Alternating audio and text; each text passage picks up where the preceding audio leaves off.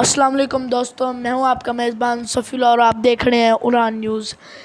नाजरीन, एक one day series का इख्तिताम हो चुका है और हमने देखा एक बहुत डिसअपॉइंटिंग सीरीज़ थी पाकिस्तान के लिए, पाकिस्तान फैंस के लिए।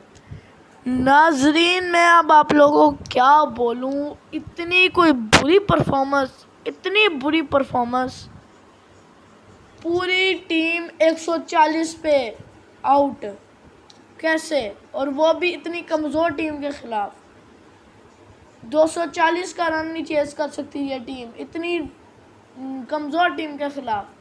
इंग्लैंड के मेन प्लेयर्स ही नहीं थे, ना उनके कैप्टन इयान मॉर्गन था, ना जोस बटलर था, ना जेसन रॉय था, ना जॉनी बेस्टो था। अगर वो होते तो आपने तो क्या कर देना था, आपकी क्या हालत होनी थी अगर वो लोग होते। ना इनकी कोई बॉलिंग अच्छी है, ना इन्होंने कोई बैटिंग अच्छी की है।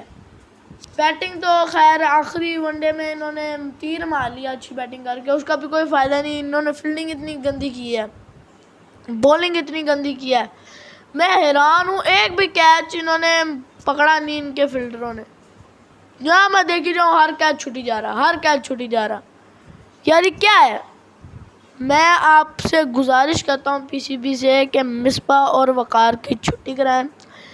जब तक ये दोनों होंगे पाकिस्तान कोई सीरीज़ या कोई मैच भी नहीं जीत सकता।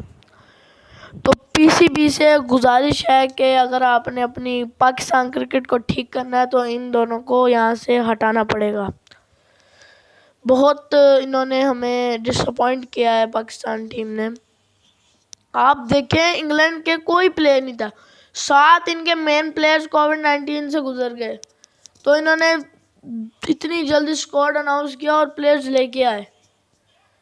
हमें दाद देनी चाहिए इंग्लैंड को, जिस तरह वो खेले हैं। आप देखें, तीसरे वनडे में ये नहीं लगा कि कोई बैट्समैन की विकेटें गिरती गए, 5 विकेटें इनकी जल्दी गिर गई, लेकिन फिर ये अपना स्ट्राइक रेट बढ़ाते गए, फास्ट खेल रहे थे ताकि एंड में हमारे ऊपर प्रेशर ना आ जाए। जहाँ पाकिस्तान के ऊपर प्रेशर आया वो मैच हारते गए। तो इनको सीखना चाहिए अपनी गलतियों से, अपनी गलतियों से सीखते नहीं हैं बल्कि और गलतियाँ करते जाते हैं। अब इस जो अभी लास्ट वनडे हुआ है तो वाइट वॉश होने का इन पे प्रेशर था, फिर सेकंड वनडे में पहले वनडे मैच का प्रेशर था। तो अब सीखना चाहिए पाकिस्तान टीम को। अब हम और क्या कह सकते हैं? तो अपनी गलतियों से सीखें और दोबारा एक नई टीम के साथ आएँ। और मैं कह रहा हूँ मिसबा उल हक और वक़ार की छुट्टी हो जाएगी कि अगर पाकिस्तान अब लगातार और सीरीज़ हारता है। इसी के साथ अपने मेज़बान सफ़ीला को इजाज़त दीजिए। अपना बहुत सारा ख्याल रखें। अल्लाह हाफ़िज़। इस प्रोग्राम के लिए ताउन किया है शाहीन ट्रेडर्स पाकिस्तान ने।